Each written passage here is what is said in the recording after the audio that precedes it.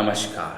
শ্রীমদ্ভাগবত গীতা দ্বিতীয় অধ্যায় সাংখ্যযোগ শ্লোক 42 ও 43।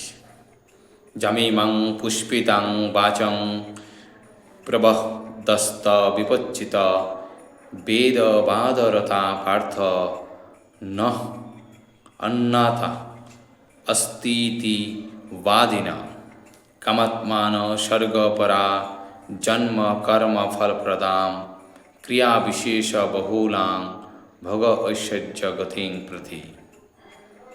जाम इमाम अर्थात এই সমস্ত পুষ্পিতাম অর্থাৎ পুষ্পিত, বাচম অর্থাৎ বাক্য, প্রবদন্তি বলে অর্থাৎ বলে, অবিপচ্চিত অর্থাৎ অবিবেকী মানুষ, বেদবাদরতা অর্থাৎ বেদের তথাকথিত অনুগামী, পার্থ হে পৃথা পুত্র, ন অর্থাৎ না, অন্যত অর্থাৎ অন্য কিছু, অস্তি অর্থাৎ আছে, ইতি অর্থাৎ এভাবে, বাদীন অর্থাৎ মতবাদী, কামাত্মন অর্থাৎ কামনাযুক্ত, স্বর্গপরা অর্থাৎ স্বর্গলাভী যাদের প্রধান উদ্দেশ্য, জন্ম কর্ম ফল প্রদান অর্থাৎ জন্মরূপ কর্মফলপ্রদ, ক্রিয়া বিশেষ অর্থাৎ আড়ম্বরপূর্ণ ক্রিয়াকলাপ, বহুলাম অর্থাৎ বিবিধ, ভোগ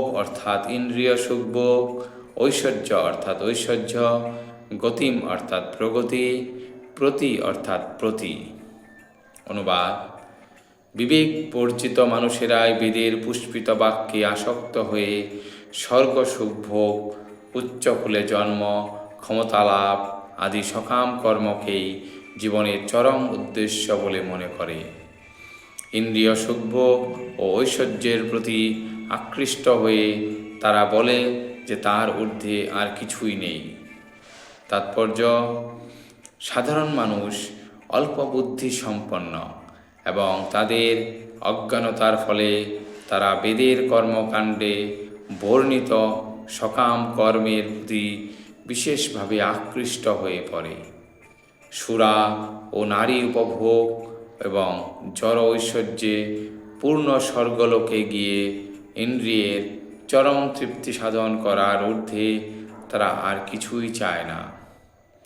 বেদে স্বর্গলোকে যাওয়ার জন্য নানা রকম যজ্ঞের বিধান দেওয়া আছে, যার মধ্যে জ্যোতিষ্ঠম যজ্ঞ বিশেষভাবে উল্লেখযোগ্য।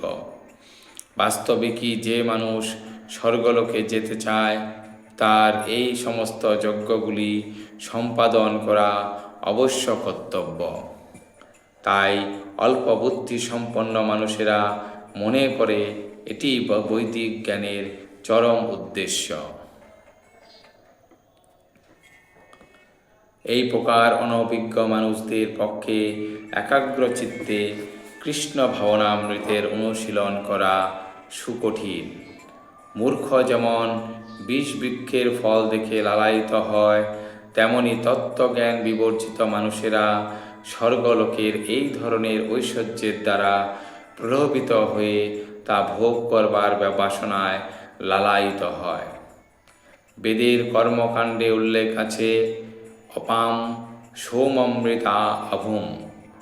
এছাড়া আরও উল্লেখ আছে অক্ষজ্জং হ বৈ চাতুর্মাস যাজিন সুকৃতং ভবতি, অর্থাৎ চাতুর্মাস্য ব্রত পালন করলে মানুষ স্বর্গলোকে গিয়ে সোমরস পান করে অমরত্ব লাভ করে এবং চিরকালের জন্য সুখী হতে পারে।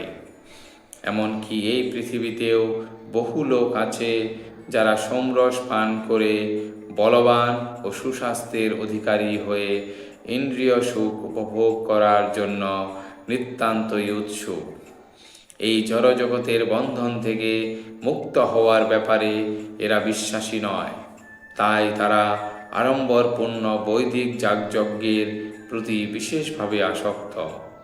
এই ধরনের মানুষেরা অত্যন্ত ইন্দ্রিয়পরায়ণ এবং তাই তারা জীবনে স্বর্গলোকের অতীত আর কোনো আনন্দকে স্বীকার করে না।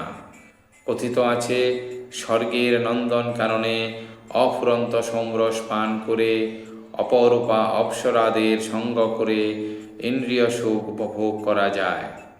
এই প্রকার দৈহিক সুখ নিঃসন্দেহে ইন্দ্রিয় পরায়ণতা।